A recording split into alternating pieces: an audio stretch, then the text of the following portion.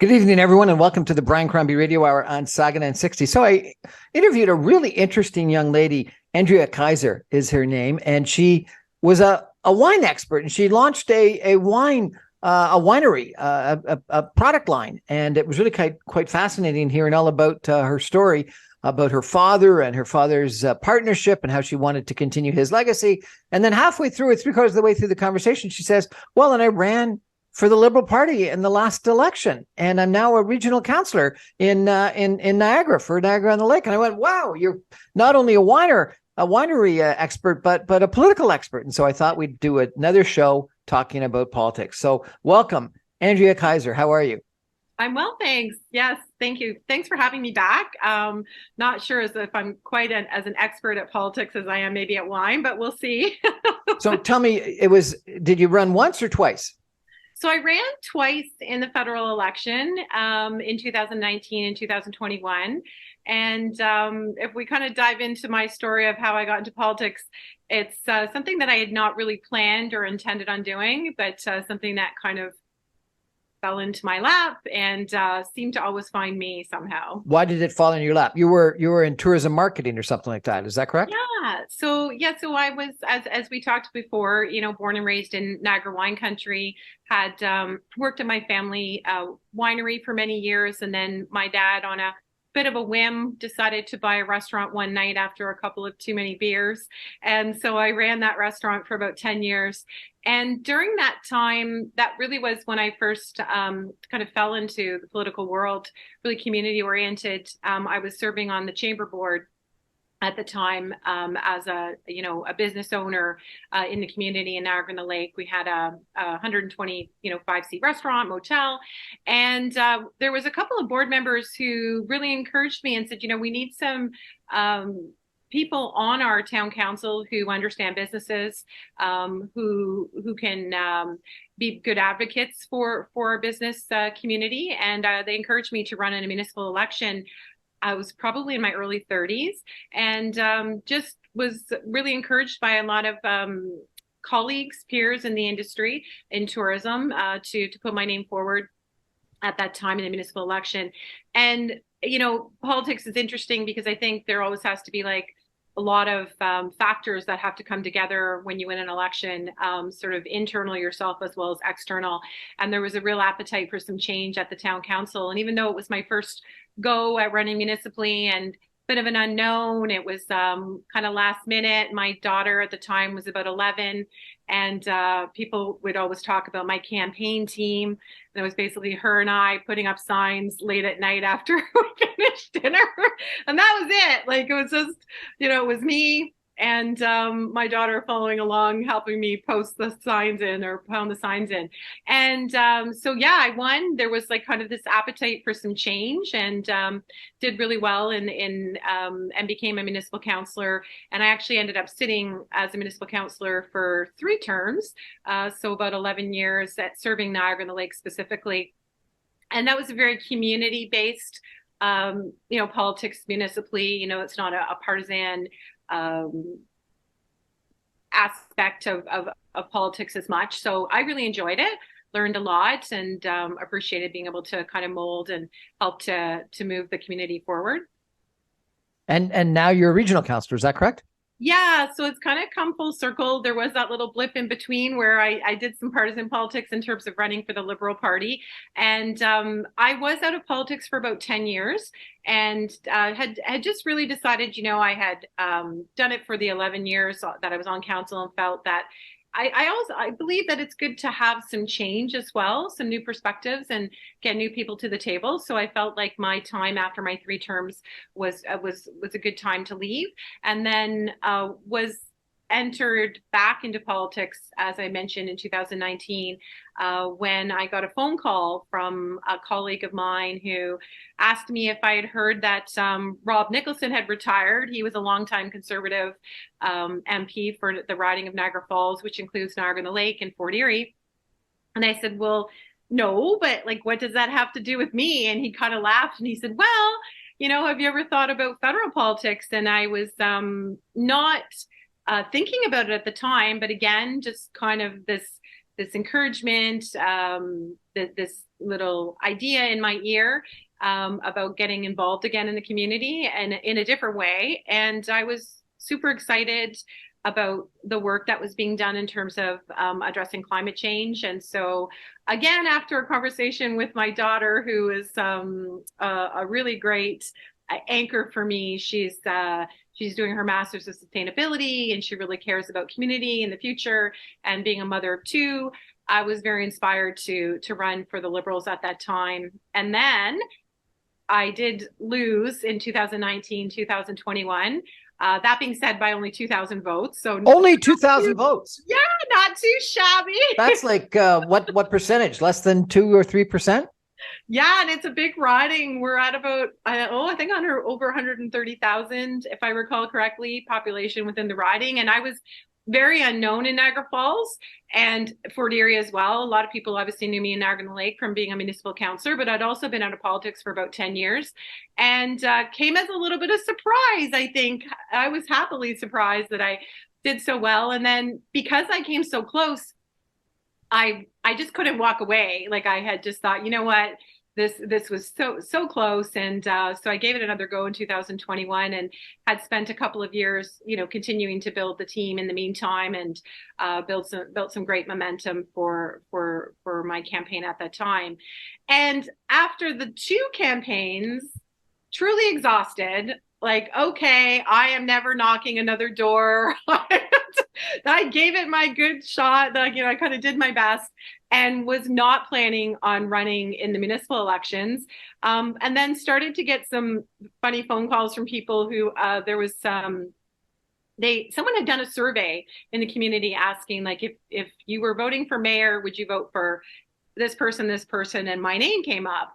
And I said, no, I'm not running for mayor. I've got I've got my job, I've got my wine. It's too much to be mayor. It's truly a full-time job.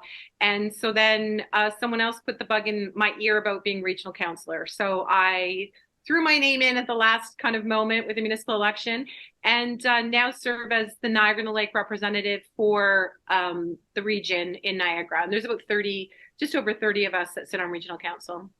How many? There's just over 30 of us. It's a big council. That's a huge council. Yes. And as you know, there's been lots of conversations about breaking up regions and, looking at things differently, obviously up your way, that there's been a lot of changes there. But certainly in Niagara, we have a lot smaller populations as far as our communities. So we have a small population like Niagara on the Lake, which would be about maybe 16,000 now. We have even smaller communities that are part of the region. And then, of course, our largest city would be like St. Catharines, Niagara Falls. So not any sort of like monster large cities, but we do have a lot of shared services on the region that do make a lot of sense especially for the smaller communities. Like we all share in policing and services that make a lot of sense, transit, etc. So you lost by 2,000 votes, you say? Yes. It was 37.9% to 33.5%. You looked it up. That's great. Yeah, I was like, it was interesting because, of course, losing is never fun, and it was never my intention to lose. But I felt pretty good about what we accomplished. I decided to run very last minute, 2019. It wasn't something I was planning for. I'd never run in a federal election. The whole process of a campaign was brand new for me, and had never, it was just the scale of an election. As I said to you, municipally, I truly just ran my campaigns on my own, and was pretty low key. So, even though I did lose, it was truly one of the most amazing experiences of my life, like the 2 elections, super intense. But I learned so much, and I learned, it sounds kind of corny, but I learned a ton about myself, and really came into my own in terms of being more comfortable with my public speaking. And I met so many incredible people. It was just, it changed my life. It really did, in a good way. So I got to ask the question, are you going to run again? Don't ask the question.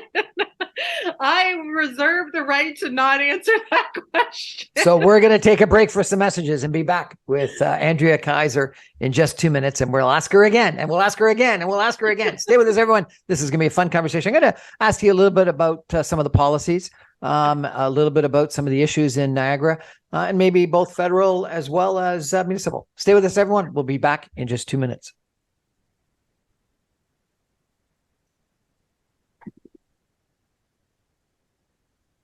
Welcome back, everyone, to the Brian Crombie Radio Hour on Saga 960. I'm chatting tonight with Andrea Kaiser. She is a regional councillor in the regional municipality of Niagara, representing Niagara on the Lake. She was a town councillor for, did you say 11 years? Yes, yeah, 3 terms. 11 years, 3 terms, and then ran for 2 times for the Liberal Party in Niagara. So a long political experience, town council, regional council, and federal campaigns, and very involved in the wine industry, both from a tourism standpoint, a marketing standpoint, and now also as an owner of a winery and actually producing and marketing wines. And I think you've traveled to Toronto and to England and to Europe to try to market your wines. And so you've got that actual experience of trying to meet a payroll and market and sell products and make a profit on the bottom line. So that's kind of interesting. So why don't we talk about a couple of policies and some issues that are of import? COVID-19 and the lockdowns. You had a PCP member that actually got 8.4% of the vote, which was bigger than PCP got, and in a lot of other ridings. So I got to believe that opposition to the lockdowns were one of the issues in the riding and in the region. Tell me what you think about what we did in Canada in regards to COVID-19 and lockdowns and the truck convoy, the protests in Ottawa, or the occupation that some people talk about, etc. Yeah, I mean, it was a very interesting time to be running a campaign, obviously, through COVID. And I was fairly fortunate that I had been going through that as a business owner, so that we had, prior to the campaign already at the winery that I was managing, implemented a lot of policies, procedures, trying to figure things out since March of that year in terms of how we ran our business. And that was because as a winery, it was designated much like the LCBO as a core service of something that would be open. So we were open during COVID at the winery, taking lots of online orders, and obviously had to be put in protocols. And at the time, I was also chair of Wineries of Niagara on the Lake. So we had, 25 wineries. We were all struggling to figure out, how do we offer eventually tastings, and how do we deliver wine safely, and how do we work together? So I was quite fortunate that I learned a lot about protocols and, sort of best practices and taking care of things through COVID. And then I applied a lot of that to my campaign in 2021. But certainly we did have a very strong candidate here in Fort Erie. That was kind of like the larger part of the riding that I visually saw a lot of the signs. And it was a really tough part of the riding to canvas. Obviously, everyone was fully aware of a lot of the, policies and what or ideas that the Liberals had put forward as far as vaccinations. And it was an interesting journey in the sense that even in terms of knocking doors, I would sometimes come across couples that were married, lived together, and they disagreed. And we would have conversations about it. And I truly understood that people had their own personal opinions that they felt very strongly about, but also, my own personal opinion that I felt that what we did was the right thing. Doesn't mean that people aren't entitled to their own opinions about what happened. My cousin actually is a doctor in Italy. So his son is a doctor as well, was working on the front lines. So for me, it was a very personal touch point, knowing what, we would talk to my cousins, see how they were. He was working and seeing, death after death on the front lines as a doctor. He actually ended up having neurological damage to him after COVID. He was infected after a time. So, my priority was to keep that we keep Canadians safe. But at the same time, I'm always, in anything that I do in politics, I try and always be very respectful of other people's opinions, and to listen, and to just suggest that we agree to disagree. And so for me, I guess the actions of the convoy, stopping traffic at the border, that's not really my way. I believe in consensus, talking, figuring things out. So, it's not the manner in which I do politics. And certainly as a candidate, experienced a ton of, a lot of it I don't even know about, because a lot of my campaign managers would protect me from the abuse that I would face online, in terms of what people would say about me being a liberal. I had my signs destroyed several times, taken down. I was actually run off the road. Oh my God, really? Yeah, I was truly just scared. I was on the sidewalk, and this car kind of came up and drove in front of me and sort of cut me off the sidewalk. And I think I was shaking like for the entire day. And I just remember saying to my campaign manager, like, I want like a panic button. Like, I just want something on me that I could just click this. And I definitely felt like I was a target, and it was something I'd never experienced before. And that was kind of disturbing to me, in the sense that, I'm doing this because I care about Canada, I care about the community, and I'm a good person who you can talk to. But there just seemed to be a lot of aggression, which was really unfortunate. Divisive politics is always, I think, generally just an unhealthy thing. Let's change topic. What about free trade? Our former Minister of Finance has written a book about we don't have a growth prosperity. There's not enough business people in the Liberal caucus, or in the Liberal cabinet at least. And you've been involved in the wine industry, and the wine industry is one of those industries that was protected to a certain extent, both by the LCBO with the VQA designation, and in the free trade negotiations. What do you think about the orientation that our current government has toward economics, prosperity, trade, et cetera? Is it free enough, or is it appropriately controlled to protect vulnerable industries like wine? I mean, it's always a difficult question. I can certainly speak to the wine aspect most detailed and eloquently, in terms of the fact that we did have a trade challenge that occurred because of our taxation system that supported VQA wines. And so, as a VQA wine producer, having a father who founded, partly the Canadian wine industry in terms of what we do here, and understanding how important growing these premium grapes and selling VQA wine is to my community, like here in Niagara, and to agriculture, and to the Greenbelt, sustainability. There is an appetite to think about the idea of, I guess you'd call it protectionism, in the sense that we do have benefits. But, we recently did lose the trade challenge, and free trade certainly wasn't, I would say, the best thing that happened to the Canadian wine industry, because it does subject us to what we would almost call import taxes that we see here on the shelf. I mean, people are always shocked to find out when I share with them that at the LCBO that 73% markup is all taxes, and it's part of leveling that playing field out with import wines. So that's certainly very frustrating from an industry perspective. Hold it. Yeah. When I go to the wine store, to the LCBO, and buy a bottle of wine, 73% of what I'm paying are taxes? Yeah. So that's why I mostly sell my wine here in Niagara the Lake, and not at the LCBO. Yeah, so it's is it 73% cheaper in Niagara the Lake? Well, no, because you have to match the same price. You can't undersell the LCBO. That's a whole other topic.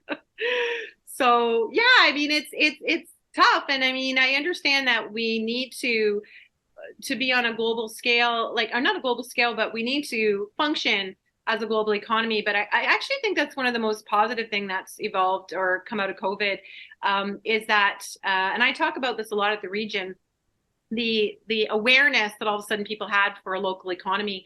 I used to teach at Niagara College, and we would always talk about the global economy, how exciting it was that we could buy whatever we wanted, and just, it could be shipped overnight. But realizing that, when we went through COVID, that we kind of forgot about our local economies and how important they are. So I'm very passionate about that, and having lots of conversations at the region as well about social procurement. And I get really excited about that for not only Niagara's economy, but all of Canada, really. What are the other big issues that came up during the election? The one big issue that came up actually this past week, and of course was through the election as well, is really about the Greenbelt. And again, this is one that's really very near and dear to my heart. Certainly, growing up in Niagara, we are home to the only specialty crop area in Ontario. So we have the whole Greenbelt across Ontario, but there's this one little pocket of land that is in Niagara region where 95% of all tender fruit grown on Ontario is grown here. So I'm very eager to have conversations and ensure that people and the people that I talked to during the election, and even recently, we just had an applicant trying to expand into the Greenbelt at council last week, and I'm very concerned, that we take it very seriously and that we make sure to preserve, especially in Niagara, the specialty crop area. It's really the only place in the world, in Ontario, where we can grow these premium vinifera varietals on a regular basis, some of the more tender fruits. We do grow, obviously, grapes across Ontario in different pockets, but it's a really special area, and there's a lot of residents, especially in Niagara, who are very concerned about having changes, perhaps provincially, that might affect those areas, especially, with the desire to build more homes, which obviously we suffer from the same issues many Ontario municipalities do in cost of housing. But I'm a big proponent of using the space within the urban boundaries that we have set as effectively and efficiently as possible. So that's definitely on the minds of many residents here in Niagara as well. What do you think of the provincial government proposal to be able to take acreage out of the Greenbelt?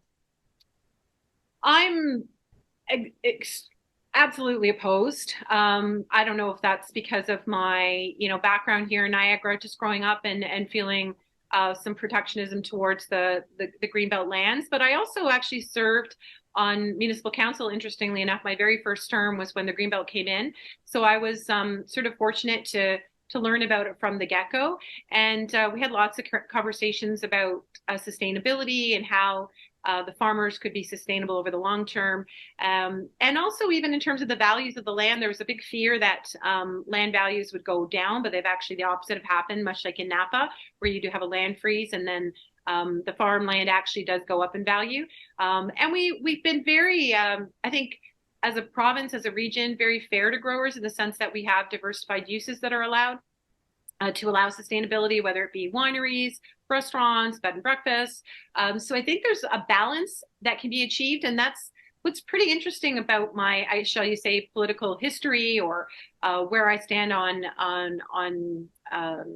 issues, is that I do have this strong business background, but I also have this big passion for preserving heritage and agriculture. And it's interesting because I do believe that you don't have to have one or the other, that they can be together. I think even of Niagara on the Lake, I mean, part of the reason that Niagara on the Lake, as compared to, say, other municipalities maybe in the region, has been so economically prosperous, is because we have been visionaries and had very strong, hard line about preserving heritage and agriculture. And that's really what, in effect, has now brought so much tourism. So it's interesting to see how they can actually work well together. Your daughter, you said, is doing a sustainability degree. Tell me about your attitude toward climate change and carbon taxes and what we're doing in that regard. Yeah, so I am a supporter of the carbon tax. I do think that it's a good plan that provides great incentive for people. It's a very misunderstood program, and certainly very passionate about sustainability as well. And I like to use the word sustainability. Obviously, climate change is something that's important to me when I think about preservation and environment. But I think this goes back to the fact of talking about them working hand in hand, whether it's preservation and business. A lot of people have a big misunderstanding about the word sustainability, and I work on the I'm the chair of the Ontario Craft Wineries Sustainable Certification Program, and one of the things I love to talk about is the fact that sustainability is three things. It is about environment and preservation, but it's also about people, and it's also about profit, which is kind of cool. And that's really what the conversations were when I first got around on council and municipally speaking, was about the long-term viability and sustainability of the farm. And it has to be a profitable business over the long term, so that we can preserve it. So yeah, it's something that I care deeply about.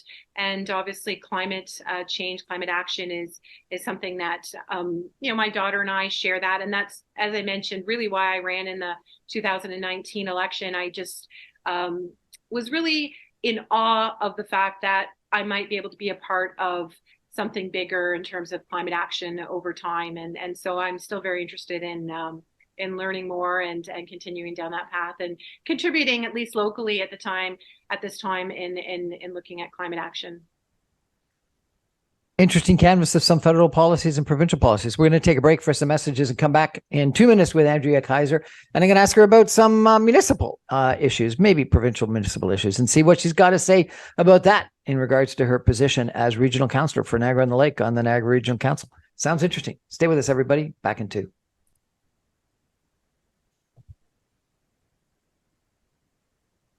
Welcome back, everyone, to the Brian Crombie Radio Hour on Saga 960. I'm chatting today with Andrea Kaiser. She is a regional councillor on the regional municipality of Niagara, where she is representing Niagara-on-the-Lake. And she previously has served on the town council of the Niagara-on-the-Lake for 11 years, 3 terms. And also she served she campaigned twice for the Liberal Party in 2 different federal elections in the riding of Niagara Falls.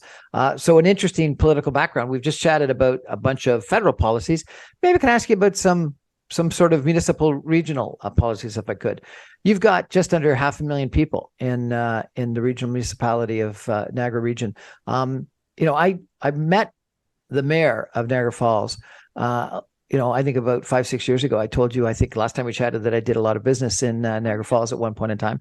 And he was saying that Niagara region is one of the most over-governed regions in all of Ontario, with the number of politicians that you've got town councillors in all the different towns and regional councillors, and obviously 4 different provincial ridings and 4 different federal ridings. And you add up all the politicians and you divide by the number of people. He thought it was unbelievably over governed. And you use the example of your Niagara Falls riding, 130,000 people. That would be equal to 1 ward in Mississauga. And you've got 3 towns, Niagara-on-the-Lake, Niagara Falls, Fort Erie. Each one of them have town councils. I'm not sure how many people are on each one of the town councils, but you've got people on the town councils. You've got 3 different mayors. You've got regional councillors, etc. And that would be the same as 1 ward in Mississauga, or frankly, half of a ward in Toronto. Wow. I'm sure he's done the math. So I'm going to trust you on that. And it has come up, especially with the changes, the province looking at the region, and we have a facilitator who's down here in Niagara looking at our model and reviewing what's going to make sense for Niagara. It's an interesting question. I mean, when I served on town council, there was 8 of us.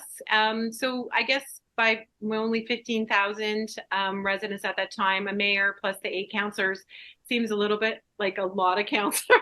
But we also have, even with the Niagara-on-the-Lake, an extremely diverse community.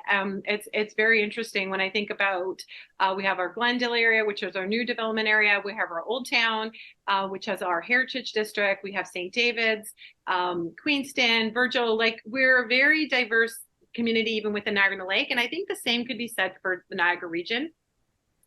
There's, and even in the riding, when I think about canvassing between Niagara-on-the-Lake, Niagara Falls, Fort Erie, the issues in each part of the riding were extremely different, so different. And even on a regional basis, I mean, there's probably one other part of Niagara region that has a lot of commonalities with Niagara-on-the-Lake, where there would be a lot more commonalities between the 2 larger cities, and then there's kind of a lot of municipalities in between. I I don't know what the answer is. I mean, I think our goal right now is to look at continuing to share services where it makes sense so that we can make sure that costs are the best that they can be. And we do that for policing, transit. Like Niagara-on-the-Lake could not afford a transit service on our own. Like we rely on tapping into sort of the whole regional transit system. So there are examples where it makes a lot of sense to share services. And we are now looking at how we're evolving as a community in terms of looking at planning being taken away from the regional level and being put into municipality. Niagara-on-the-Lake is not in a position to be able to handle all the planning. So again, we're looking at sharing some services, but certainly the region itself is getting out of the business of planning due to the changes of the province. And economic development is the same. Like a lot of these small municipalities, we are completely different in terms of economic development. When we look at Niagara-on-the-Lake, I'll use the example of the riding, Niagara Falls, Fort Erie, but yet we're all part of one riding. So I think there's probably points on both sides, and I guess we'll find out what the province is going to decide what's in store for us. So what do you think? You've got two examples in the Greater Toronto area, maybe three. One in Toronto, where 5 different cities amalgamated to become one. York, where the mayor of Markham is recommending that all of York amalgamate to become one, and that would be a very substantial sized city. And then another area where they're actually thinking about separating out into separate cities. So should Niagara get rid of the region and separate out into separate cities? To put it in perspective, Niagara Falls is 20% of your whole region, so it would be about 100,000 people. St. Catharines is 30%, so it'd be about 150,000 people. But then Niagara-on-the-Lake is only 4%, so pretty small. Lincoln 5%, West Lincoln 3%, Port Colborne 4%. So you've got a lot of small cities in small towns that make up. What do you think the right thing is to do? Come together or split up? I think we need to stay together. I think Niagara, not only as a region in terms of the nuts and bolts of the shared services that we participate in, because as a municipality, we would really struggle to do those on our own. But as a brand, I guess as a marketer, if I'm thinking of myself as in terms of the power of the word Niagara and what it means, I think there's a lot we can do together, and we can help each other. And I do truly believe that we are stronger when we work together. I think the part that sometimes we're challenged with is because we are all so different that it does make it difficult sometimes to come up with that shared vision of what it means to be in Niagara. But I'm an optimist. So, I'm hoping that over the next few years that I'll be able to contribute to that conversation. As I mentioned, I'm extremely passionate about looking at procurement and looking at social procurement, and also the Greenbelt. And I think that's one thing a lot of us have in common, is that we're very keen on protecting what we have here, which is an asset that is really one of a kind, and that once it's gone, it's gone. So I do think that we do have a bigger voice when we speak to those types of issues. One of the things that I always was intrigued by in Niagara is that you've got an old railway that goes right down the middle of the region, that if you exploited, you could turn into almost a GO train service for your region, or a subway service for the region. In fact, there was a proposal at one point in time about a decade ago to put a train service right through the center of the region, going from Lake Ontario to Lake Erie. And you combine that with the GO train and expanded service on the GO train, you could actually do that. What do you think of that idea? Does that make any sense? We chatted about this idea. I think it's a really neat idea, and I love it too because it's got some historical context in terms of what existed before. So that always kind of tweaks my interest when thinking about things, and sort of like an ode to the past. My kind of foray, or my time at the region, has been short since October. So just kind of digging in, we just combined all of our transit. So it's a newer topic for me in terms of understanding what we're offering now. But I would say, even as a municipal councillor, it's something that we need to, I don't know if the word is fix, but we struggle with transportation to get people to jobs, to move tourists around. Niagara Parks has been fairly innovative in terms of putting some of their shuttle services in place and running those more frequently, and has been really great in connecting, at least from Fort Erie, Niagara Falls, Niagara-on-the-Lake. But I think we definitely need to do more. The economy is kind of interesting because Niagara Falls would be, I guess, primarily tourism. Niagara-on-the-Lake, primarily tourism and wine and fruit. St. Catharines, what, automotive? So, how do you manage such a diverse economy in one region? Yeah, it's a challenge. Like we were just talking about, like what's that regional vision for the economy in terms of over the long term, what makes sense. One of the things that, of course, I'm passionate about is the agritourism economy. But I get a little more excited about the way agriculture can create manufacturing jobs. So I'm from the tourism industry, and obviously my career has, been rooted in that, having a restaurant, wine business, a huge passion and love for tourism. But I've also seen over the years that it is a struggle sometimes for people and for the economy to grow in terms of, especially with the cost of housing now and with COVID. But, you're rooted in jobs that are highly seasonal and are mostly low paying jobs without benefits. And so as a, looking at economic development for Niagara, I'd like to see more jobs come to Niagara that have full-time employment for people who live here. I have 2 kids that I want to live and work here and be able to find good paying jobs, afford housing. And it is interesting because wineries, for example, do offer that, where there is this manufacturing aspect, but yet there's this agricultural component as well. So I get really excited, and I'm really kind of pushing at the region to really look inward in what are our core competencies. And yes, it's great to have investors come from outside and bring investors from around the world to open manufacturing plants. But I am also a believer in, like, what do we do well that nobody else in the world can do? And then that should really be the root. And we've got some great spin-off now in terms of around agriculture, food, wine. We've got Niagara College. We've got Brock University, where they do a ton of research. They've got Vineland growers, where we do Vineland research stations. So I think we need to look inward a little bit more, and think about what it is that we can offer and what we do well, and then try and really pursue those kind of jobs that, not to say that tourism's of course not great, because that's, my whole life has been around tourism, but I do like the idea of thinking about jobs that provide year-round employment and good benefits.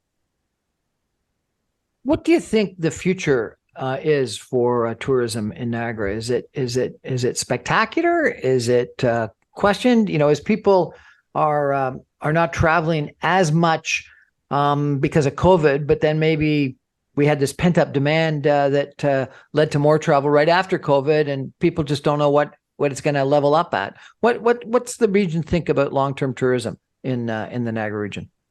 Well, the region is very supportive of tourism, and I will say that sort of on a broader scale, there's a more comfort level in terms of supporting tourism and it growing. On a municipal level, it can get difficult because in terms of being a municipal councillor, you do hear about the direct impacts of tourism has on people that live within the community, whether it's weddings, music, fireworks, etc., impacts that are sort of neighbor to neighbor between the businesses. I traveled to Napa Valley last year and took a business wine course there. And it was interesting to hear that they're having the exact same challenges within their community in terms of sort of the angst that exists between some of the residents and the tourism owners.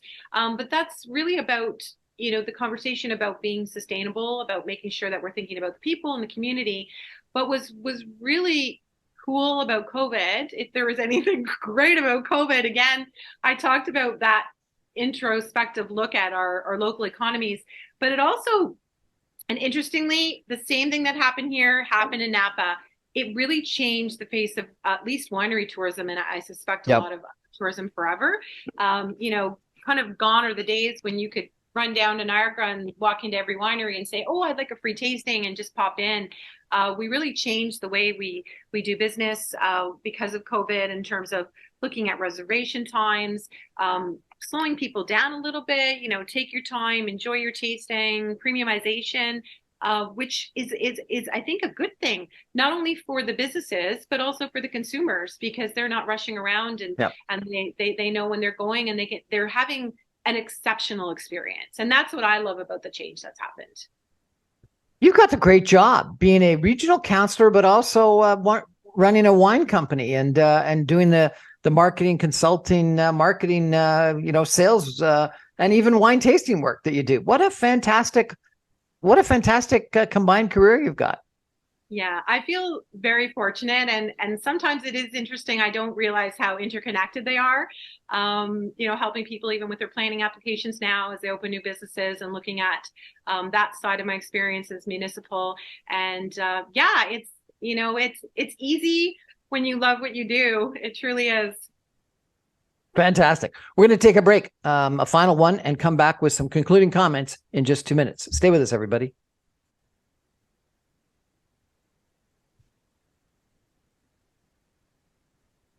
Welcome back, everyone, to the Brian Crombie Radio Hour on Saga 960. I'm chatting tonight with Andrea Kaiser. She is a regional counselor for Niagara-on-the-Lake and the Niagara region. She also was, in the last 2 federal elections, the Liberal candidate for the federal government. And I'm hoping that she runs again. And previous to that, she was for 11 years a city councilor, a town councilor on Niagara-on-the-Lake Town Council. She runs her own winery. Her father was a partner in one of the very first, most important wineries that developed the wine industry in Niagara. And she decided to launch a winery really in his honor and develop wine. So she travels around Ontario and around the world, tasting wine and marketing it. And what a great job she's got. Andrea, if you were mayor of Niagara or chairman of Niagara region or whatever the right role would be, what's your vision for Niagara? It's a good question. And I was thinking back to our strategic planning session that we had about a month ago. And we haven't come out with our vision yet for the region for the next term. And at the risk of repeating myself, but I want Niagara to be a leader in sustainability. And I want Niagara to be the choice, the community of choice, like of where in Canada do you want to be? Where do you want to live? Where do you have the right balance between, prosperity, community, heritage, preservation? That's really what I want for Niagara. And we have a lot of that already. I think some of the things with economic development for all of Niagara need to be fleshed out, and we need to push a little harder with that. I believe we need to stay absolutely committed to preservation and Greenbelt. And we're doing a lot of great work in terms of people, diversity, equity, inclusion. So yeah, I want it to be the community of choice, and I want us to think bold, and I want us to be very thoughtful about how we move into the future, and be bold about preserving truly a gem of the province. It's a one of a kind. 95% of the tender fruit is grown here in Niagara. Nowhere else in Ontario can you do that. And we need to protect it, and we need to celebrate it, and we need to shout about it off the hilltops. I think that's pretty exciting. I do think you should think about combining into one town, maybe not including all of the smaller towns, but I think that over-governance is a problem. And if you were a city of 500,000 people, you would attract a lot more attention. You would have a lot more economic heft. And I would think you'd be a lot more successful. You've still got to keep mindful of local community concerns and local issues and differences, but that's what good politics and good cities are all about. I do think that you've got an unbelievable, unique asset in that train that goes right down the middle of Niagara region.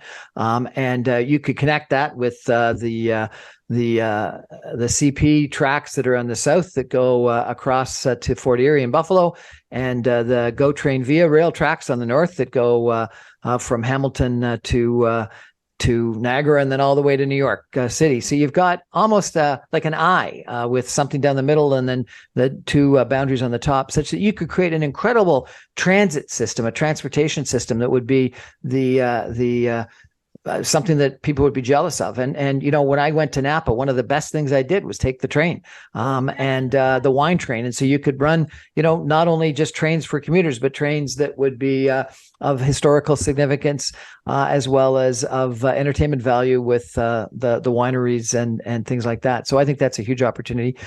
There are as many people.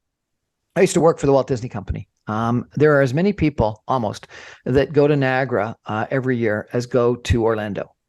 Really? Yes. Oh, The difference is the average length of stay at Niagara Falls is less than an hour, and the average length of stay in total in Niagara is half a day. The average length of stay in Walt Disney World in Orlando is 4.5 days. And so you got to give them more to do. And that's clearly, you know, one of the reasons why Clifton Hill exists. And that's one of the reasons why the casino exists. The problem with the casino is once you're in, you just don't leave. But if you could somehow think of attractions that would keep people around for more than a day, the impact on tourism would be substantial. And I'll give you one final example. There's the same number of people that go to Disneyland in Los Angeles, about 13, 14 million people a year. But there they stay 2 days. So people stay in Niagara, 13 to 14 million people, half a day, 2 days at Disneyland in Los Angeles, and 4.5 days at Walt Disney World in Orlando. You just take it from a half a day to 2 days. Yeah. The value of that tourism goes up dramatically. 75% of the tourists that come to Toronto area go visit Niagara Falls. Yes. It's funny, I've been in the tourism business my whole life, really. And, you know, started to maybe 20 years ago, sit on committees talking about strategic planning for tourism in the region. And we've been talking about that for 20 years in the sense of, you know, how do we take the day tripper and convert them into a 2, a 3, or a 4-night stay. So we're still chipping away at it, obviously. I think it's a huge, unbelievable opportunity that you have to exploit and take advantage of, to make money from, but also more importantly to entertain and improve their experience and make them happy. Sustainable for the community, because it's not that we're looking to drive more and more people. If we can keep them longer, it reduces sort of the impacts on the community. So I think it's a win-win for sure. Andrea Kaiser, real pleasure meeting you again. And thank you very much for sharing some of your ideas about Niagara, about the wine business, and about municipal, provincial, and federal politics. Good luck. Thank you. Thanks for having me back. I look to seeing you be MP sometime in the future, very near future. We'll have to get back to that topic another day. That's our show for tonight, everybody. Thanks for joining us. I remind you, I'm on every Monday through Friday at 6 o'clock on 960 AM. You can stream me online, even from Niagara, at www.saga960am.ca. Thanks very much, everybody. Good night.